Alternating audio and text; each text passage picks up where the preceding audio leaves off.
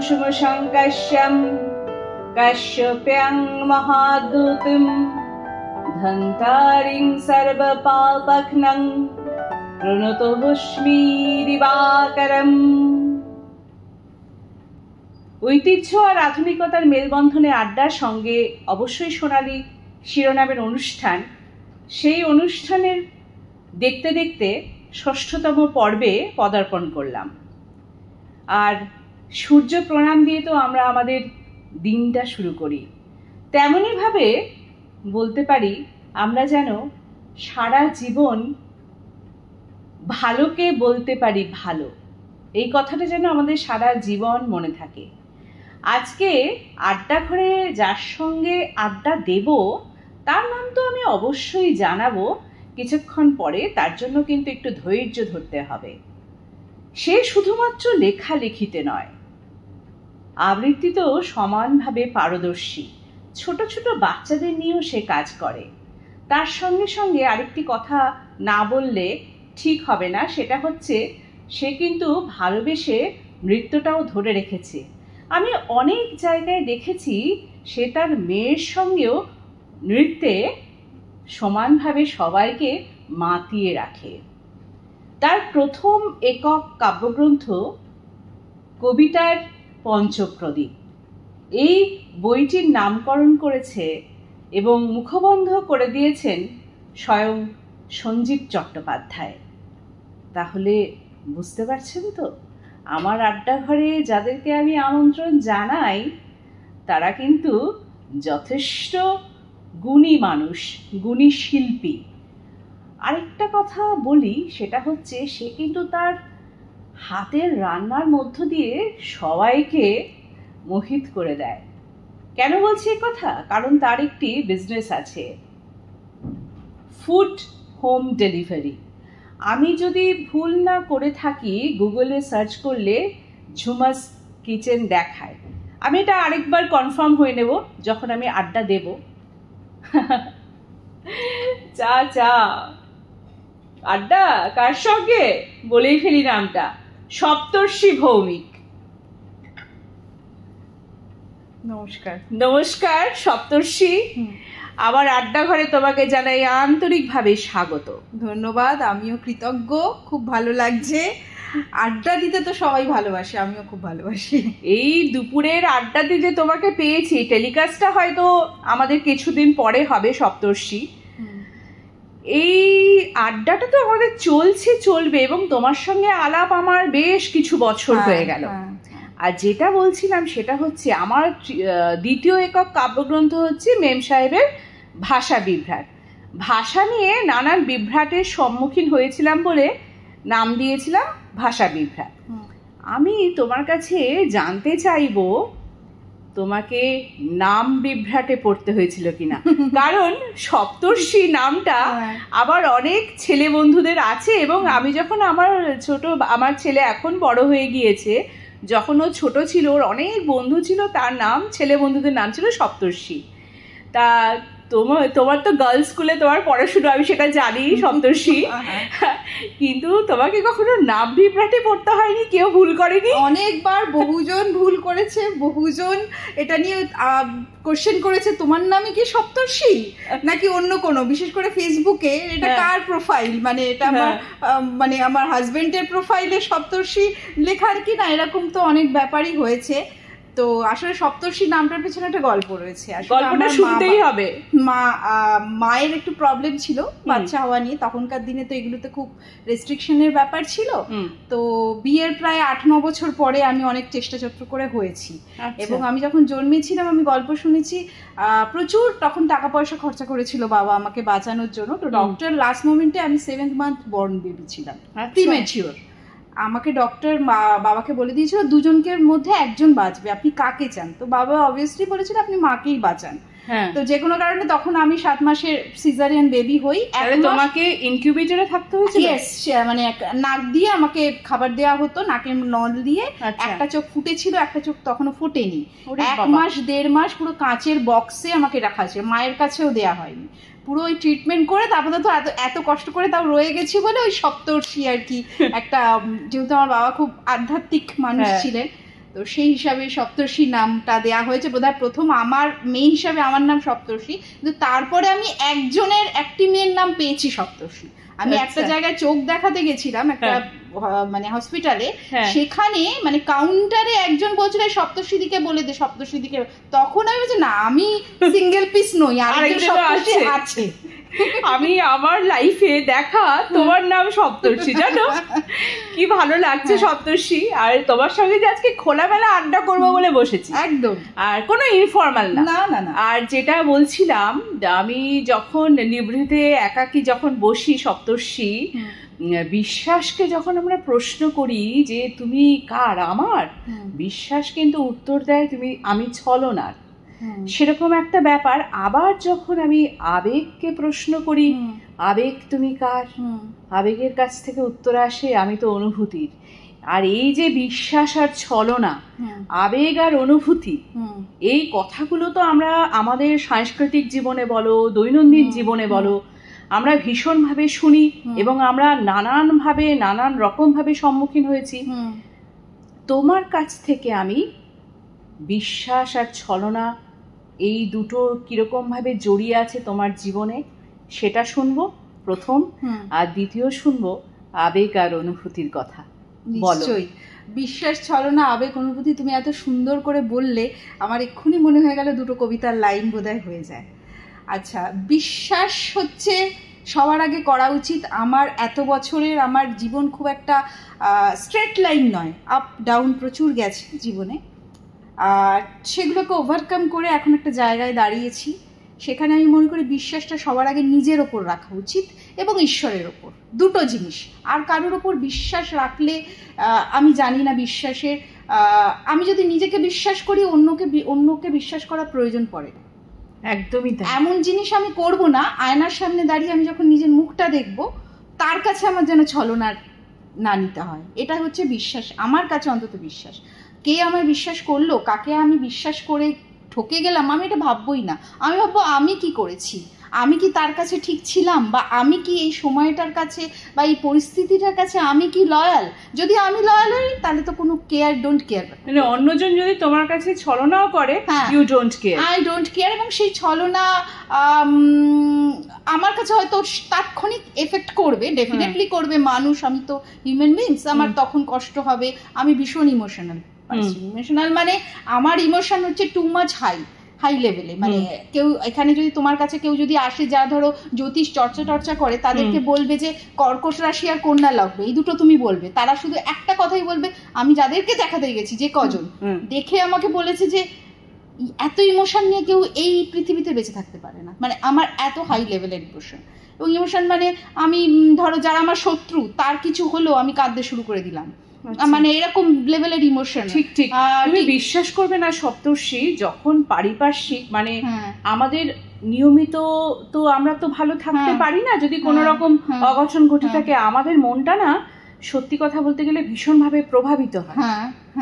তোমারও তো হয়, তুমি যেটা বলছো ইমোশন হয় মারাত্মক। হ্যাঁ, এবং আমাদের কাজের স্পিড কমে যায়, আমরা পারি না, আমরা মাথায় ওটা চলতে থাকে, কাজ করছি কিন্তু মাথায় ওটা চলতে, অন্য মানুষকে স্বতঃস্ফূর্ত ভাবে করতে পারি না। মানে এগুলো তো আমার রান্নাতে কাজে এফেক্ট হয়। গ্যাস বসিয়ে দিলাম, দিয়ে কিছু ভুলে গেলাম, এটা করলাম, পাম্প চালিয়ে ভুলে গেলাম, প্রচুর বাড়িতে বকুনি খেতে হয় এগুলোর জন্য। ঠিক মানে আর তোমার আবেগ আর অনুভূতির কথা কি বলবো? আবেগ আর অনুভূতির ব্যাপারটা কি জানো তো, আবেগটা হচ্ছে অনুভূতিটা নিজের, একান্ত নিজের। ঠিক আছে, তোমার সাথে আমার যে অনুভূতিটা হচ্ছে সেটা আরেকজনের তোমার সাথে সেই অনুভূতিটা হবে না, এটা পুরোটাই আমার পার্সোনাল, আমার হবে যেটা হবে। একদমই সেটা যদি 80% হয়, অন্যজনের হয়তো 81 হবে, কিন্তু সে তার কখনো আমার মতো 80টা হবে না। আর অনুভূতিটা এটা বললাম, আবেগটা সেটা আবেগটা থাকুক না, আবেগটা মনে হয় যেন খুব ব্যক্তিগত পার্সোনাল জায়গা। সেখানে আবেগের কিছু কিছু জিনিস মনে হয় আমাদের লেখা গল্প কবিতা একদম নাচের মধ্যে দিয়ে ছড়িয়ে যায়। আবেগ যখন আমি খুব আবেগতাড়িত হয়ে পড়ি, ফোনটা নিয়ে বসলাম, কাটাস করে 4 লাইন লিখে ফেসবুকে পোস্ট করে দিলাম, সঙ্গে সঙ্গে আমার পরে অনেকে আছে আমার কবিতা লেখা পছন্দ করে, কাকিমা বয়স্ক কাকিমা ফোন করলো, হ্যাঁ রে ওটা লিখেছিস, খুব ভালো লাগলো, তুই খাতায় লিখে রেখেছিস তো? আমি না, সেটা তো লেখা হয় মনের খাতায় লেখা আছে না। পরে আমি জিজ্ঞেস করলে আমি ভুলেও যাবো। ধরো অটো করে যাচ্ছি, একটা জিনিস জিনিস মনে পড়লো, বা গাড়ি করে যাচ্ছি তখন মনে পড়লো, তখন যদি মোবাইলে ওটা স্টোর না করে রাখি ওই লাইনটা, ওই লেখাটা, পরে গিয়ে আর সেটা আমার মনে পড়বে না কি ভেবে রেখেছিলাম, কি মাথায় এসছিল। দুঃখ পেলেও যেমন চলে আসে।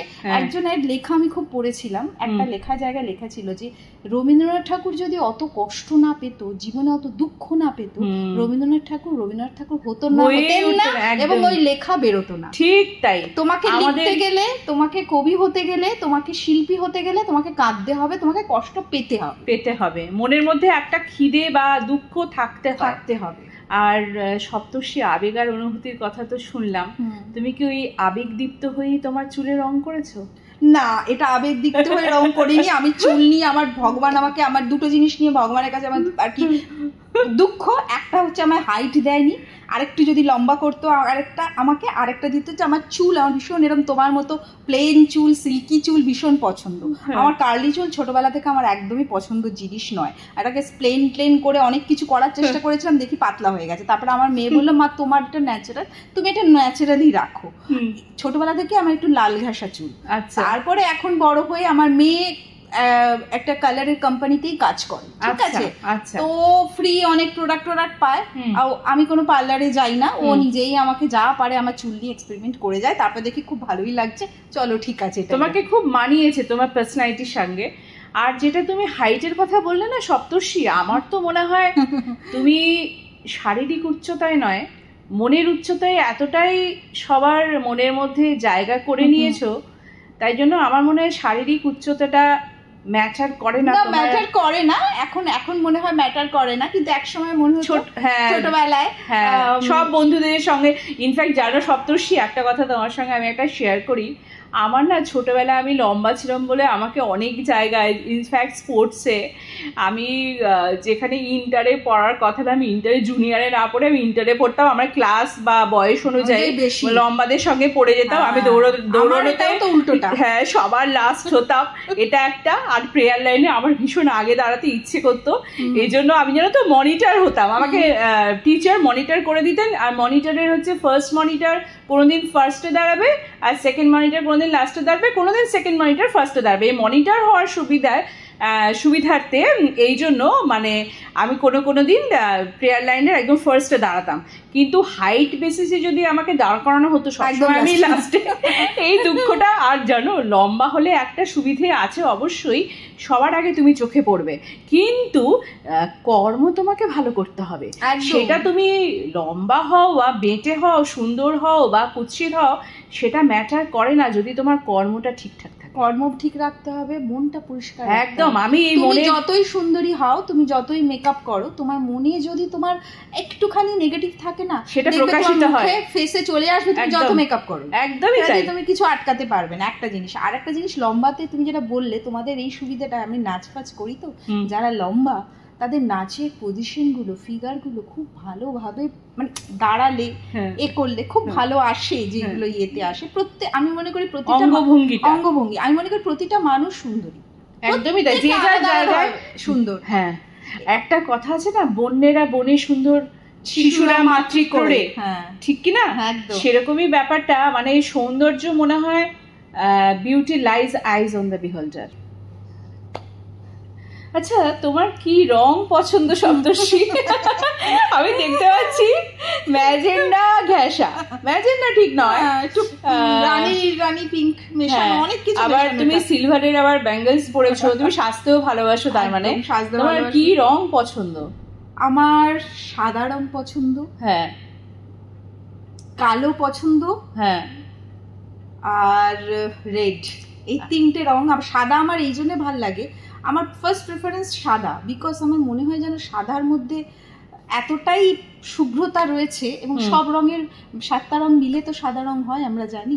যেমন সাদাটা আমি, কিন্তু সাদাটা বাইরে ঘাটে বেরোলে মেনটেন করা মুশকিল হয়ে যায় বলে বেশি পরতে পারি না সাদা।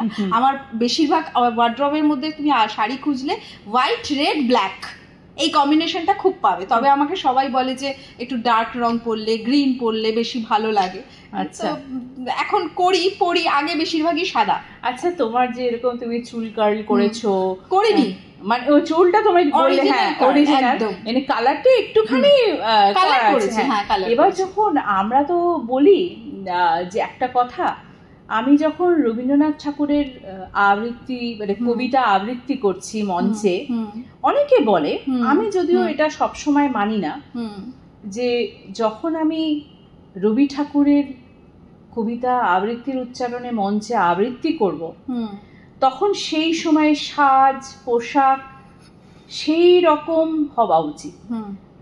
তোমার কি মত এটাতে সপ্তর্ষি?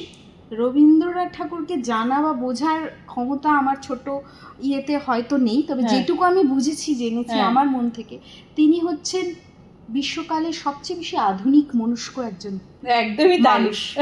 ঠিক আছে, তার মতো আধুনিক মানে ওই সময় থেকে ওই জাতীয় লেখা সবসময় আধুনিক, সবসময় তিনি আধুনিক, যার জন্যে এখনকার দিনে খুব প্রচলিত পরকীয়া, অসম বয়সের প্রেম, যেগুলো কি সব বলে যেন, সুগার ড্যাডি ফ্যাডি হেন তেন বেরিয়েছে, রবীন্দ্রনাথ সেই সময় থেকে এইগুলোতে তিনি মানে তাকে মানে যে কোনো মেয়ে দেখলে একবার তার প্রেমে পড়ে যাওয়ার মতো, তার চেহারা দেখে, সৌন্দর্য দেখে না, তার লেখা, তার ব্যক্তিত্ব সবকিছুই। তো তিনি হচ্ছেন আধুনিকতম কবি। সেখানে আমরা কখনো মাপকাঠি করে দিতে পারি না যে রবীন্দ্রনাথের জন্যই আমাকে ওই সাজ করে দাঁড়াতে হবে, উঠতে হবে, বলতে হবে। হ্যাঁ, এটা আমি মনে করি যেহেতু এটা একটা বাংলা ভাষায় লেখা, আমি শর্টস পরে স্কার্ট পরে উঠে দাঁড়িয়ে কবিতা বলতে পারি না, এটা একটা আমাদের মনে হয় বাঙালি ঐতিহ্যটাকে। কিন্তু তিনি যেমন বাংলা কবিতা লেখার মধ্যে, তার মধ্যেও যেমন আধুনিকতার ছোঁয়া এনেছেন, তার কবিতাও আমরা এখন আধুনিকতার হিসাবে যেভাবে আমরা শাড়ি পরি, সেভাবে ড্রেস আপ করি, যেভাবে আমরা মেকআপ করি, ওরা অবশ্যই বলতে পারি। তবে আমার ভীষণ ভালো লাগে মাথায় ফুল দিয়ে খোপা করে ওরকম করে, তো সেটা হয়তো আমাকে সবসময় ভালো লাগে না, কখনো কখনো নাচের জন্য পরি, ভালো লাগে। আমার মনে হয় আমাকে যেটা করলে আমি কমফোর্টেবল থাকবো, আমাকে যেটা মানাবে, দূর থেকে দর্শকরা আমাকে দেখলে, যেটা দেখলে তাদের চোখে আমার ভালো লাগবে, সেইভাবে দাঁড়িয়ে আমি রবীন্দ্রনাথকে যেভাবে জানি আমি সেইভাবে রবীন্দ্রনাথকে প্রেজেন্ট করব। একদমই তাই, খুব ভালো লাগছে সপ্তর্ষি, এক্সেলেন্ট, ভেরি ওয়েল সেড। আর যেটা বলছিলাম, তোমার মেয়ে তো এখন বেশ বড় হয়েছে, মেয়ে অনেকে বলে মায়েদের কিছু কিছু সাজ পোশাক বড় হওয়ার সঙ্গে সঙ্গে বাচ্চারা বা নিজেদের বয়স হয়ে যাওয়ার সঙ্গে সঙ্গে সাজ পোশাকে একটু লিমিটেশনস বা রেস্ট্রিকশনস চলে আসে। যেমন আমি বলছি আমার পার্সোনাল কথা, আমার অভিজ্ঞতার কথা তোমার সঙ্গে একটু শেয়ার করি। আমরা আদান প্রদান করবো বলি তো আজকে আমরা এখানে বসেছি। নিশ্চয়ই আমার ছেলে যেহেতু বড় হচ্ছে বা বড় হয়েছে, আমার অনেক কিছু ইচ্ছে করে পড়তে, জানো তো, কিন্তু ছেলের পছন্দ হয় না, কি করবো বলো, তাই জন্য পড়তে পারি না। কিন্তু তোমার কি সেই সব প্রবলেম বা সমস্যার সম্মুখীন হতে হয় সপ্তর্ষি, যে তুমি এইটা এই জিনিসটা পড়তে চাইছো আউটফিট, তোমার মেয়ে তোমাকে বলছে না মাম্মা তুমি এখন এটা পরবে না, আমার ফ্রেন্ডরা এটা বলে, এরকম হয়েছে কখনো? আমার পুরো জিনিসটা উল্টো হয়েছে। মেয়ে যখন ছোট ছিল আমি যেন আরেকটু রেস্ট্রিক্ট হয়ে কাপড় পরতাম, জামা কাপড় পরতাম। মেয়ে যত বড় হলো, ওই আমার জন্য স্লিপলেস কিনে নিয়ে আসছে, ওই এমন একটা ফিনফিনে ড্রেস আমার জন্য কিনে নিয়ে এলো আমার বার্থডেতে। বিশ্বাস করবেন, অন গড সত্যি কথা বলছি, যে জামাটা কিনে নিয়ে এসছে আমার বার্থডেতে, একটা মানে পরে তো খুবই ভালো লাগছে, এইখানে জাস্ট একটা ইয়ে করা, আমি ওটা পরে কেক কাটছি, আমার বর এরকম করে তাকালো, আমি জানি কিছু বলার আগে আমি বলে দিলাম তিতাই কিনে এনে দিয়েছে, আমি কিনিনি। যেই শুনেছে মেয়ে কিনেছে আর কিছু বলেনি। আমার মা এসে 4টে কথা বলে গেল আমাকে, তাদের পুরোনো দিনের, তাদেরকে আমি দোষ দিই না, ঘটনাটা ঘটেছে মানে এইবার জন্মদিনেই ঘটেছে। কিন্তু আমার মেয়ে যেহেতু বলে এইদিকে তোমার থেকে আমি বেশ একটুখানি এগিয়ে আছি, যেহেতু মেয়ে, হ্যাঁ, ও আমার ভীষণ ভাবে বন্ধু শুধু নয়, মানে ওর সাথে আমার মানে বন্ডিংটা এইরকম, মানে কেউ কল্পনা করতে পারবে না একটা মা আর মেয়ের মধ্যে এই জাতীয় আলোচনা হতে পারে বা ডিসকাশন হতে পারে। ঠিক আছে, আমি আর ও ধরো পার্কে হাঁটছি, এ করছি, ওর যেগুলো পছন্দ হয় না আমি বলি, পাত্তাও দেয় না, মা পছন্দ করছে, আমার পছন্দ আমি করব। ঠিক আছে, আমি এটুকু বলি যে তুমি অন্যায় কিছু করো না, যেটা আমার সারা গা হাত পায়ে ট্যাটু করে রেখে দিয়েছে, আমার ভীষণ ভয় লাগে, চলো তুমি আর আমি একই ট্যাটু করবো। আমি তো বলেছি বাবা লাগে ওইসব ট্যাটু ম্যাটুর মধ্যে আমি নেই, করতেই হবে, এইরকম করেছে, এগুলো পছন্দ নয় ওকে বলি। কিন্তু ও আমাকে ধরো পার্কে হাঁটছি দুজনে মিলে গোল হয়ে, আমি যে মামা খুব ইচ্ছে গোয়া যাবো জানিস তো, তুই চাকরি পেলে তুই আমাকে গোয়া নিয়ে যাবি, তুই আর আমি যাবো। বললো হ্যাঁ ঠিক আছে। কিছু মানে মেয়ে বড় হয়ে যাওয়ার সঙ্গে সঙ্গে মনে হয় বেস্ট ফ্রেন্ড হয়ে যায়। বেস্ট ফ্রেন্ড মানে তারপরে কিছু বেস্ট ফ্রেন্ড না, কোনো গার্জিয়ান, মানে কিছু সাজ পোশাক করলাম, এই ধর সেজেছি এরকম, আমি যদি গলায় একটা কিছু পরি, না না না এই লম্বা দুলের সাথে গলা পরো না, আমার গাইয়াদের মতো সাজে, ফ্যাশন কনসিয়াস সব বিষয় আর কি। হ্যাঁ ঠিক। এবার তারপরে হাঁটছি, বললাম যে গল্পটা বলছি যে চলে গোয়া যাবো, আমি তো গোয়া গিয়ে কিন্তু বিকিনি পরবো, বুঝলি তো। তখন বলছে কি হ্যাঁ পড়বে, কি সমস্যা, তাতে কোনো অসুবিধা কিছু নেই, তোমার খারাপ না লাগলেই পড়বে, মানে তুমি ভুঁড়ি বেরিয়ে রইলো একটা বিচ্ছিরি। যে আমি একটা রাইট আপ পড়েছিলাম নাকি ইন্টারভিউতেই শুনেছিলাম, স্বস্তিকা মুখার্জি বলেছে যে এরকম আমরা যখন সুইমিং পুলে নামি তখন কি সেই ড্রেসটা কি হওয়া উচিত, সুইমিং কস্টিউমই হওয়া উচিত, যেখানে যেরকম সেখানে। হ্যাঁ সে তখন তো নাইটি পরে তো সুইমিং পুলে নামছো না, সেটা তো মানে আরো বেশি অশালীন ব্যাপার। হ্যাঁ এক্স্যাক্টলি, ঠিক কি না? হ্যাঁ সপ্তর্ষি, একটা কথা তোমাকে আমি বলি, সাংস্কৃতিক জগতে আসার পরে আমি সত্যি কথা বলতে গেলে তোমার সঙ্গে যখন আমার দেখা হয়েছে আমার তো ভীষণ ভালো লেগেছে। শুধু তোমার সঙ্গে আমি বলবো না, তার সঙ্গে সঙ্গে অনেক গুণী ব্যক্তিত্বের সাহচর্য পেয়েছি এবং ওনাদের ভালোবাসা পেয়েছি, ওনাদের আশীর্বাদ পেয়েছি।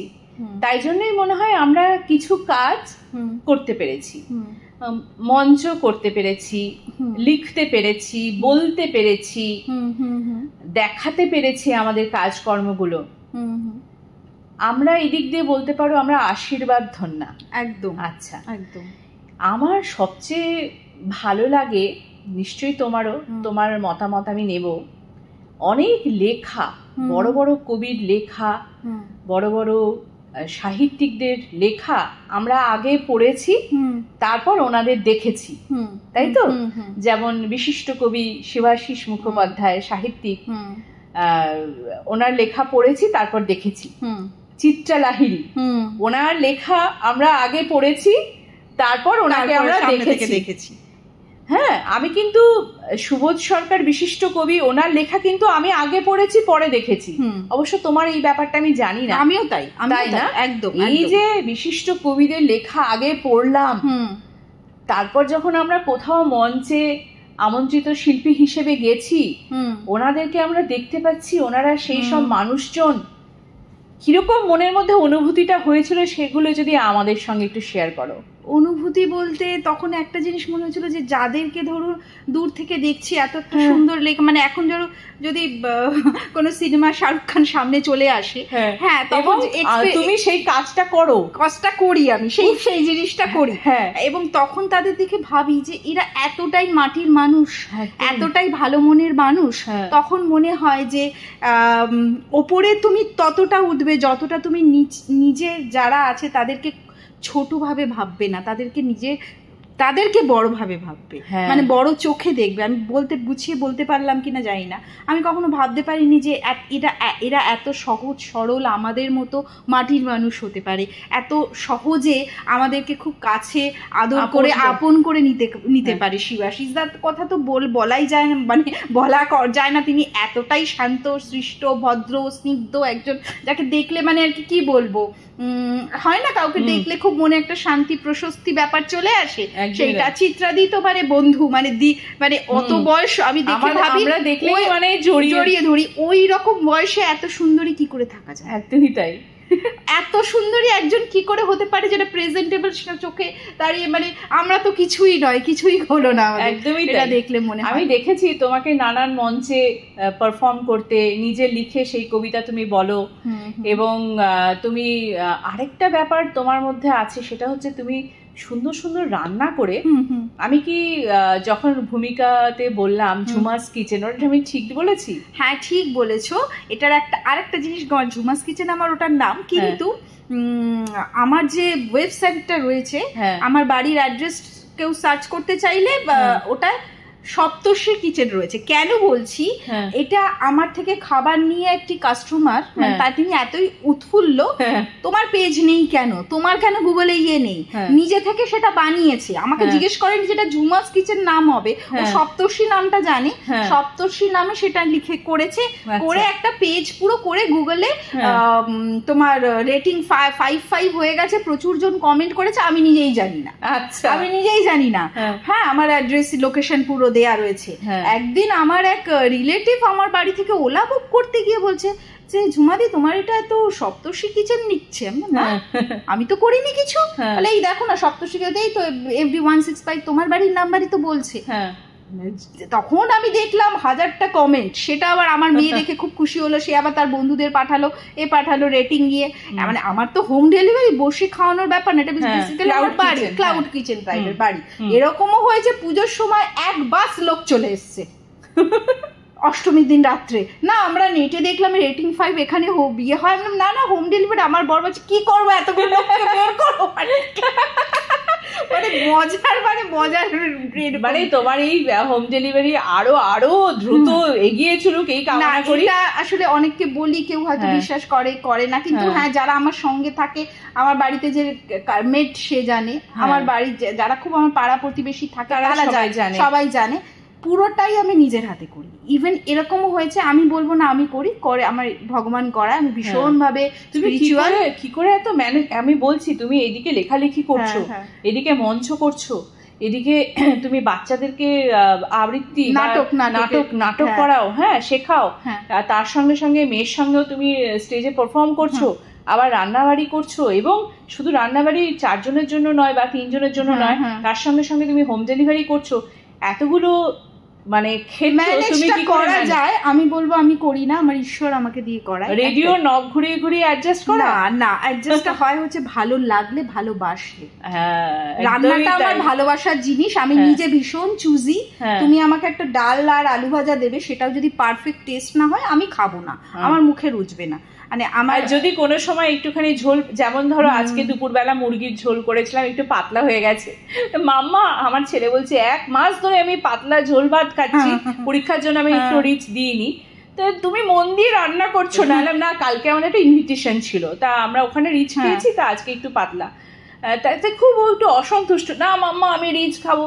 আমি আবার সেই চিকেনটাকে খুব ভালো করে বানিয়ে রেখেছি, আবার ডিনারে হবে। তা তোমার ক্ষেত্রে কি সেরকম হয়েছে যে তুমি ধরো রান্নাটা করেছো, দেখো সব দিন তো সমান হয় না যে প্রতিদিনই কষা কষা রান্না করবে বা মশলা টশলা দিয়ে, এরকম পাতলা ঝোল ভাত যখন হয়েছে, তোমার মেয়ে বা হাজবেন্ড কেউ কিছু বলেছে আজকে রান্নাটা এত পাতলা কেন হলো বা কিছু? বেসিক্যালি কি বলতো, পাতলা রিচ ওরকম নয়, আমি যে রান্নাটা করি আমি জানি ওরা কি ধরনের পছন্দ করবে, সেই হিসেবে ও তো বাইরের খাবার পিজা এই অর্ডার দিয়ে সুইগি করে দিই, আমি বলছি না ঠিক আছে এটা করে দিই ওটা করে দিই, এইগুলো তো রয়েছে আমার রান্না। মানে বুঝতে পারছি শুধু আমার ক্ষেত্রে নয়, তোমাদের আমাদের সাংসারিক জীবনে এগুলো হতেই থাকে। হ্যাঁ মানে একঘেয়ে ব্যাপারটা হয়ে যায়, আমার ক্ষেত্রেও হয়, খুব কষ্ট হয়। যেমন ধরুন এই রিসেন্ট আমাদের পাড়াতে রবীন্দ্র নজরুল জয়ন্তী হলো, তার পরের দিনই জামাই ষষ্ঠী ছিল, অর্ডার ছিল আমার, বলতে নিয়ে আগের দিন রাত্রির 1টা অবধি আমি কাজ করে গেছি, সব গুছিয়ে মশলা পেস্ট করে রেখে, এইটা মাছ ভেজে রেখে, ডাল ভেজে রেখে, মানে যেগুলো আর কি করে রাখলে পরের দিন আমার করতেই খুব ইজিলি করতে পারবো, 1টা অবধি টানা করেছি। এমনও হয় করা পড়ার পরে খুব কষ্ট হয়, মানে আমি যে ভিডিওগুলো দিই, তুমি আমার অরিজিনাল কাজের ভিডিওগুলো কিছুই দিতে পারি, কারণ ওইগুলো করতে করতে না ভিডিও করা পসিবল হয় না। আমি তখন মানে পাগলের মতো, তখন আমাকে তুমি এই সপ্তর্ষি আর তখনকার যদি ছবি তোলো ভাবে এই একটা অন্য মেয়ে, মানে হয় না আসলে ওই সেই বিধ্বস্ত থাকা হয়, সেই সময় জীবন কাঠির মতো ছুঁয়ে দিল এরকম হয়ে গেল, তার আগে একটা পুরো কাজের মাসি।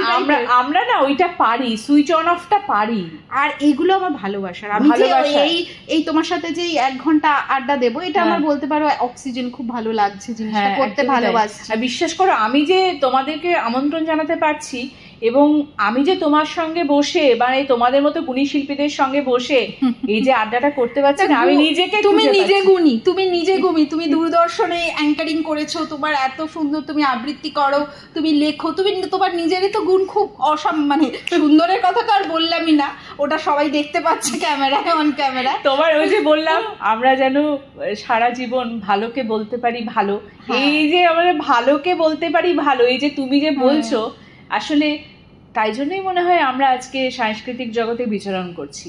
হ্যাঁ আমি কিছু আমার যেটা যার যেটা ভাল লাগে সেটা আমি খুব ইজিলি বলে দিই। রিসেন্টলি তুমি কি কবিতা লিখেছো? রিসেন্টলি একটা প্রেমের কবিতা লিখেছিলাম, বলতে পারবো না, মনে নেই, সেটা আমাকে খুঁজতে হবে, ফোনে যদি বলো তাহলে বলতে পারবো। ঠিক আছে, প্রেমের কবিতা লিখেছো, আর এই রিসেন্ট যে এত অস্থির জিনিস সেটা যে কাশ্মীরে যে জিনিসটা হলো, এটা নিয়েও একটা লেখা আমার অনেক আগের লেখা ছিল, এখনকার সঙ্গে মিলে যায় প্রচন্ড ভাবে। তারপরে এই ধরো এত ডামাডোল যাচ্ছে, এই অভয়া কাণ্ড হলো, সেগুলো নিয়েও টুকটাক খারাপ লেগেছে, লিখেছি। প্রথম দিকে মেয়েদের যে জীবন, আমাদের যে জীবন অ্যাডজাস্ট করে যাওয়া জীবন, একটা আমার কবিতার লাইন যেগুলো যে লাইনটা হচ্ছে লাস্ট লাইনটা হচ্ছে সহ্য করো, সহ্য করাই তোর ধর্ম। মানে আমার প্রথম যেটা ম্যাগাজিনে বেরোয় লেখাটা হচ্ছে সেটাই হচ্ছে, তুই নাকি নারী সবার পূজার যোগ্য, তুই নাকি বেশ্যা সকল পুরুষের ভোগ্য, তুই নাকি সৃষ্টি নবপ্রাণ আসে তোর জন্য, তুই নাকি সীতা আগুনের ছোঁয়ায় সতীরূপে গণ্য, তুই নাকি বাপের বোঝা যৌতুকের ভারে আজও পণ্য, তুই নাকি দেবী, তুই নাকি মেয়ে, সহ্য করাই তোর ধর্ম। লাস্ট লাইনটা একটা ব্যঙ্গাত্মক লাইন, যেটা একটা ট্যাগ মারার ইয়েতে বলে যায়। এইটা প্রথম আমার ম্যাগাজিনে, লিটিল ম্যাগাজিনে বেরোনো, এটা আমার প্রথম কবিতা, যার জন্য এটা আমার ভীষণ অনেক জায়গায় বলি, মনে তো টাচ একটা একদম থাকে প্রথম, যেটা টাচ করে যায় লেখা বেরোয়। তারপরে এইসব নিয়ে আরেকটা লাইন, যে লাইনটা আমি যে কোনো জায়গায় এখনো কবিতা বলতে গেলে মানে বিনায়ক দা থেকে শুরু করে যারা যারা চেনে, যারা শুনেছে, সবাই বলে হ্যাঁ এটা তোমার লাইন। মানে এইটা হচ্ছে যেমন যে গাড়ি সব বহন করে তাকেও দুর্ঘটনার ভয় সাবধানে চলতে হয়, এই একটা লাস্ট লাইন। এই লাইনটা মানে অসাধারণ লাইন, যে গাড়ি সব বহন করে তাকেও দুর্ঘটনার ভয় সাবধানে চলতে হয়। একদমই তাই। তো সেখানে তো মৃত ব্যক্তিকেই আমরা নিয়ে যাচ্ছি, তবুও আমাদের অ্যাক্সিডেন্ট যেন না হয় সেটাকেও আমরা যত্ন করে নিয়ে যাই। সেটা মরেই আছে, সে মরে গেলেও কিছু যায় আসে না, কিন্তু তার মধ্যে যে অনুভূতি, আবেগ, সেই ভালোবাসা, কোথাও গিয়ে আমরা যেন সেটাকে ছাড়তে পারি না। একদমই তাই। এই যে কথাটা সত্যি বড় দামি, সত্যি বড্ড দামি। একদমই তাই, যেটা বললে না যে সব বহন করার গাড়িটিও যেন দুর্ঘটনা না হয় সেই জন্য সাবধানে চলে। এই যে লাইন অসাধারণ। আমি যত তোমার সঙ্গে কথা বলছি সপ্তর্ষি, এতটা ভাবে এত ভেতরে ঢুকে তোমার সঙ্গে আড্ডা দেওয়ার সুযোগ আমার আগে হয়নি। তোমাকে দেখেছি, আমরা একসঙ্গে পারফর্ম করেছি অনেক জায়গায়, তোমাকে দেখেছি, আমরা রেসের মাঠেও গিয়েছিলাম, সবটাই হয়েছে সপ্তর্ষি, কিন্তু এই আড্ডাটা এতক্ষণ ধরে, কিন্তু এই আড্ডা আমাদের খুব খুব ভালো লাগে। আড্ডাটা থামবে না কিন্তু, তোমার 1 ঘন্টাটা 2 ঘন্টা হয়ে যাবে তাও শেষ হবে না, আমাদের আড্ডা আমাদের চলবে। আর আমি জানি সপ্তর্ষি তোমাকে আমি আবার পাবো, নিশ্চয়ই মঞ্চে তো পাবোই, তার সঙ্গে সঙ্গে মনে হয় নিভৃতে নিশ্চয়ই একদম নিশ্চয়ই তুমি যখন ডাকবে, যেভাবে ডাকবে, আমার যদি আসার মানে আমার নিজেরও তো থাকে সুবিধা হয়, ডেফিনেটলি আসবো। অনেক কিছু জানতে ইচ্ছে করছে। লাস্ট একটা কথা বলবো, সেটা হচ্ছে এই যে তুমি তোমার মেয়ের কাছ থেকে যে কোনো রকম বাধাপ্রাপ্ত হও না সাজগোজের জন্য, এবার ধরো তোমাকে খুব সুন্দর দেখতে লাগছে, স্বাভাবিক তুমি দেখতে সুন্দর লাগবেই, আর সাজলে তো আরো ভালো লাগে, যেহেতু রুচি সম্পন্ন সাজটা তুমি সাজো। তা কোনো পুরুষ তোমাকে প্রেম নিবেদন করেনি আফটার ম্যারেজ? হ্যাঁ, বহু পুরুষ প্রেম নিবেদন করেনি। আমি মিথ্যে কথা বলা পছন্দ করি না। এবার ব্যাপারটা হচ্ছে, ভালো তো আমারও তো বহু পুরুষকে ভালো লাগতে পারে। আমার শাহরুখ খানকে দেখে ভাবলাই, যদি শাহরুখ খান আমার সামনে আসতো, আমার তো ইয়েকে ভাল লাগে, তোমার অনির্বাণকে ভাল লাগে, ভীষণ ভাবে ভাল লাগে। একটা অনুষ্ঠানে যদিও এপার ওপারে সামনাসামনি হয়েছিলাম, তাকে দেখে মানে ভাবি, তো সেরকম আমাকে দেখেও অনেক পুরুষের ভালো লাগবে, এটা স্বাভাবিক, এটাকেই এনজয় করি, এটাকেই ভালো লাগে। অনেকে অনেক প্রপোজ করেনি, দেয়নি, এটাও ভুল কথা করেছে, কিন্তু সেটা আমাদের ব্যাপার না। মনে হয় যে জিনিসটা কি বলতো, ভালোবাসাটা হচ্ছে এমন একটা জিনিস। আমি এই আজকেই আমার একটা বান্ধবীকে ফোন করে বলছিলাম, শীর্ষেন্দু মুখোপাধ্যায়কে জিজ্ঞেস করা হয়েছিল ভালোবাসাটা কি, তখন ভালোবাসাটা শীর্ষেন্দু মুখোপাধ্যায় একটা বাক্যে বলেছিলেন, অন্যের ভালোতে বাস করাকে বলে ভালোবাসা। একদমই তাই, আমি শুনেছি। যাকে ভালোবাসো তার ভালোতেই তুমি যদি বাস করো, যে ওর কিসে ভালো হচ্ছে, সেটাই হচ্ছে আসল ভালোবাসা। তো প্রেম হচ্ছে এমনই একটা জিনিস, প্রেম করলে মন ভালো থাকে, সবই ভালো থাকে। যে আমার প্রেম করবে বা আমায় প্রপোজ করবে তাকে পুরোটা আমাকে জানতে হবে। আমার সৌন্দর্য দেখে, আমার রূপ দেখে, আমার কবিতা লেখা দেখে, আমার নাচ করা দেখে, আমার কথা বলা দেখে আমি ভেতর থেকে কি সেটার মধ্যে তাকে বাস করতে হবে, সেটাকে ভালোবাসতে হবে। তবে গিয়ে সেরকম কাউকে এখনো পাইনি, বিয়ের আগে বলো বিয়ের পরে বলো, কোনো সময়ই পাইনি। সুতরাং সেরকম এখন আশা রয়েছে কেউ আসবে যে আমাকে ভালোবাসবে, আমার ভালোতে বাস করবে, অপেক্ষায় রয়েছি। বাহ, খুব ভালো সপ্তর্ষি। তা সময় তো বাধা, আমাদের গাড়ি চলছে, গাড়ি আমাদের চলছে, গাড়ি আমাদের চলবে। এবং আমরা জবের থেকে জন্মগ্রহণ করেছি আজ পর্যন্ত যে বয়সের কোঠায় পৌঁছে গিয়েছি, তখন থেকেই কিন্তু গাড়িটা চলছে একদম। কিন্তু আমাদেরকে মাঝে মাঝে একটুখানি ওই স্টপেজ বলে না, আমরা একটু এখন স্টপেজে দাঁড়িয়ে রয়েছি। এই দাঁড়ানোটাই আজকে থাকি। তোমার জন্য একটা ছোট্ট স্মারক আমার তরফ থেকে, আমার এই ছোট্ট আড্ডা ঘরের জন্য। ছোট নয়, এটা আমার ভীষণ ছোট হলেও এটা আমার মনের মণিকোঠায় একটা বেশ খুব ভালো। জীবনে প্রথম এরকম ভাবে কোনো একটা ইন্টারভিউ আমি দিলাম। আমি চ্যানেলের ডিবেট শোতে পার্টিসিপেট করেছি, বলেছি, অনলাইনে যেগুলো তখন হয়েছে সেগুলোও করেছি, স্টেজে কবিতা তো বলেইছি, বিতর্ক সভাতেও করেছি, সেগুলো নিয়ে বলেছি। এরকম কেউ আমার প্রথম জীবনে একটা ইন্টারভিউ নেওয়া, জানি না ভবিষ্যতে কোন জায়গায় কি দাঁড়াবো, আদেও কেউ আরো নেবে কিনা। তো এটা তো আমার কাছে একটা আলাদা জায়গা থাকবেই। বিশ্বাস করবে না, কিছুদিন আগে আমার এক বন্ধু, মানে আমার কো অ্যাক্ট্রেসই বলতে পারে, আমি তো অভিনয়ও করেছি নানান জায়গায়, তার রিসেন্টলি একটা সিনেমা রিলিজ হলো 6 জুন, রাস। ও আমার এই আড্ডা ঘরে এসেছে, হ্যাঁ, এবং স্বাতী মুখার্জি, এবং সে কিন্তু এখন নানান জায়গায় মানে ছড়িয়ে গেছে। স্বাভাবিক, সিনেমাতে সে যেহেতু একটা ভালো রোল প্লে করছে। তা এরকম ভাবে আড্ডাতে তোমাদের মতো গুণী শিল্পীরা আসছে, খুব ভালো। আরো এগিয়ে যাক আড্ডা ঘর, আরো বড় হোক, কারণ হবেই ডেফিনেটলি। আমি বলে যাচ্ছি খুব ভালো হবে, আরো বড় হবে। এবং ঈশ্বরের কাছে মন থেকে চাই তুমি আরো তোমার মনে যা ইচ্ছে, যা শখ, সেগুলো যেন পূরণ হয়। থ্যাংক ইউ সো মাচ সপ্তর্ষি, তোমার জন্য একটা ছোট্ট স্মারক আমার তরফ থেকে। ধন্যবাদ, থ্যাংক ইউ।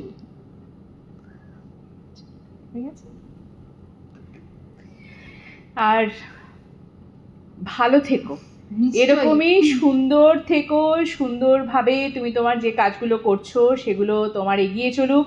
তোমার হাতের রান্না আমি খেয়েছি, নানান অনুষ্ঠানে তোমার রান্না যেখানে যায় আমি খেয়েছি, তাই জন্য রান্নার জন্য একদম মানে 10 out of 10। ধন্যবাদ, থ্যাংক ইউ। তাহলে আজকে ঐতিহ্য আধুনিকতার মেলবন্ধনে আড্ডা, সঙ্গে অবশ্যই সোনালী শিরোনামে অনুষ্ঠান বা আড্ডা শেষ করলাম 6ষ্ঠ পর্ব। আর দেখছেন তো আমার আড্ডা ঘরে কিন্তু আসছে মানুষজন, আপনাদেরও কিন্তু আসতে হবে, তোমাদেরও আসতে হবে, তোদেরও আসতে হবে। তার জন্য কিন্তু আমার এই আড্ডাটা দেখতে হবে, শুনতে হবে, বুঝতে হবে আমাদের। আর প্রথমে বলেছিলাম না যে আমরা যেন সারা জীবন ভালোকে ভালো বলতে পারি, তাই তো? সেটাই যেন আমাদের মনে থাকে, আমরা যেন ছোট ছোট করে ছোট ছোট কাজ করতে পারি, আপনাদের, তোমাদের, তোদেরকে আনন্দ দিতে পারি, আমরা এগিয়ে চলি। ক্যামেরার ওপারে আছে রওনাক ঘোষ, আর তার সঙ্গে সঙ্গে সবার সহযোগিতা না পেলে তো সম্ভব নয়। একা একা তো কিছু হয় না। আমি একা হয়তো কথা বলতে পারি, একা হয়তো ছবি আঁকতে পারি, একা হয়তো নৃত্য পরিবেশন করতে পারি, কিন্তু দর্শক শ্রোতা বন্ধুদের কিন্তু আমাদের অবশ্যই প্রয়োজন। তাই জন্য আপনাদের কাছে আন্তরিক আবেদন এবং ভালোবাসার প্রার্থনা থাকলো, আপনারা আড্ডাটি দেখুন এবং ভালো থাকুন, সবাইকে নিয়ে ভালো থাকুন। নমস্কার।